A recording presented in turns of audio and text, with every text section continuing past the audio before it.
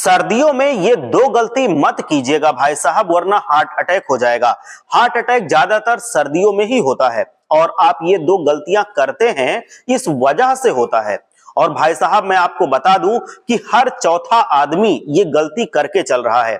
मैंने अपने पास में ही दो व्यक्तियों को दम तोड़ते हुए देखा है हार्ट अटैक से, और वजह आपको मैं अगर बता दूं क्या वजह रही थी, और ज्यादातर पैरालिसिस हो जाता है, लकवा मार जाता है, ये भी इसी कारण से होता है। और आप ये गलतियां करते हैं, आपकी धमनियों के अंदर खून जो बह रहा है और खून का सर्कुलेशन जब अच्छा होता है तो आपका एक एक अंग, एक एक सेल तक आपके खून पहुंचता है अच्छे से। और जब खून पहुंचता है हर एक अंग में, तो ये जो ब्लड हमारा खून पंप हो रहा है ये हमारे हृदय से हो रहा है। और जैसे ही हृदय यानी कि दिल, ये मोटर जो धड़कन होती है, ये गड़बड़ होती है, वहीं गड़बड़ होना शुरू होता है। ये जब धड़केगी तो ये मान के चलिए कि खून आगे की तरफ ऐसे पुश होगा, पंप होगा, ऊपर जाएगा, नीचे जाएगा, ये हर तरफ धमनियों में जाएगा। और ऐसा कर करके खून आपके पूरे धमनियों के अंदर, दिमाग के अंदर, शरीर में, हर सेल में, हर जगह पे बॉडी में खून, ये हृदय हमारा उसको फोर्स कर करके, बल लगा कर करके भेजता है।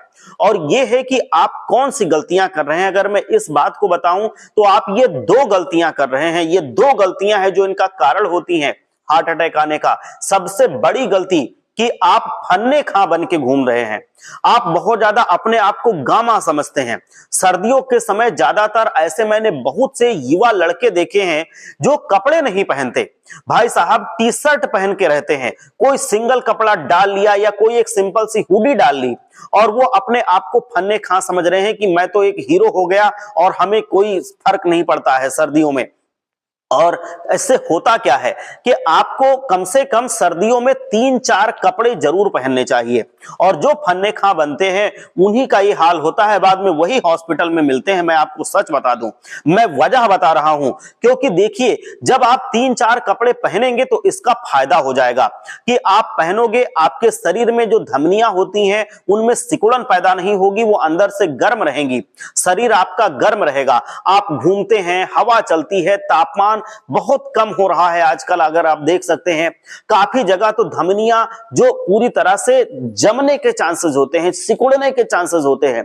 तो अगर आपके चेस्ट की धमनी, आपके यहां पे सीने की धमनियां, जो दिल की आर्टरीज होती हैं, वो बहुत पतली पतली होती हैं, और अगर वो सिकुड़ गई तो वैसे ही पतली हैं तो उनमें ब्लड की क्लॉटिंग होने लगती है, खून जमने लगता है। और जब खून पूरी तरह से जम जाता है तब हार्ट अटैक आने का संभावना रहती है। और अगर ये खून आपका ब्रेन में वहां पे जम गया, ब्रेन की जो धमनियां है वहां पे खून अगर जम गया तो क्या होता है कि ब्रेन हेमरेज का खतरा बढ़ जाता है।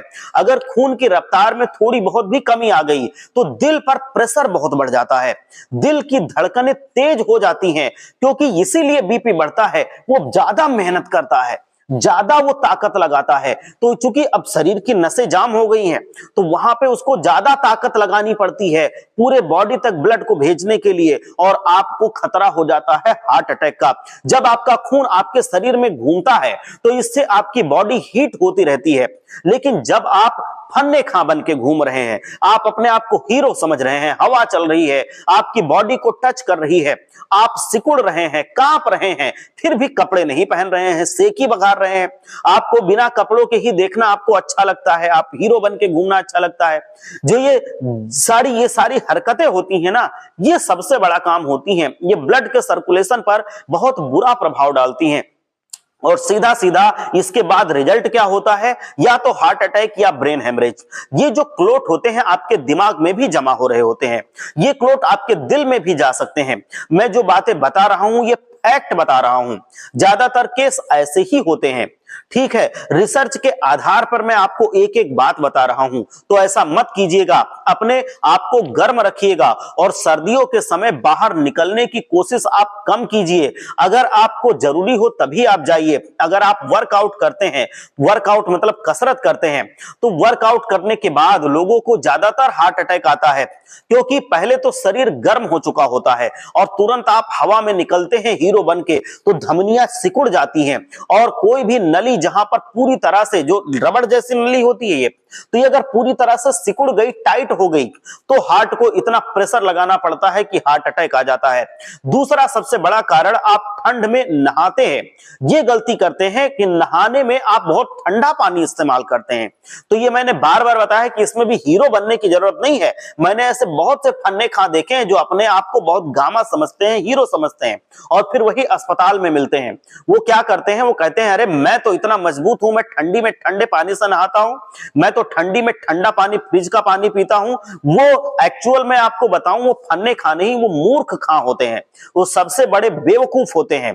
क्योंकि बारीक बारीक नसें होती हैं हमारी बॉडी में, धमनियां होती हैं, और ये जो बहुत ठंडा पानी है, ये आप जब पीते हैं, बहुत ठंडा पानी पीते हैं, बहुत ठंडे पानी से नहाते हैं, तो ये जो नसें होती हैं, ये धीरे धीरे करके सिकुड़ने लगती हैं, आपकी धमनियां जाम होने लगती हैं, और उसमें ब्लॉकेज हो जाती है, ब्लड का क्लॉट जमा हो जाता है, और आपके ब्लड का सर्कुलेशन सही नहीं होता है, वो रुक जाता है, और अंत में रिजल्ट क्या होता है?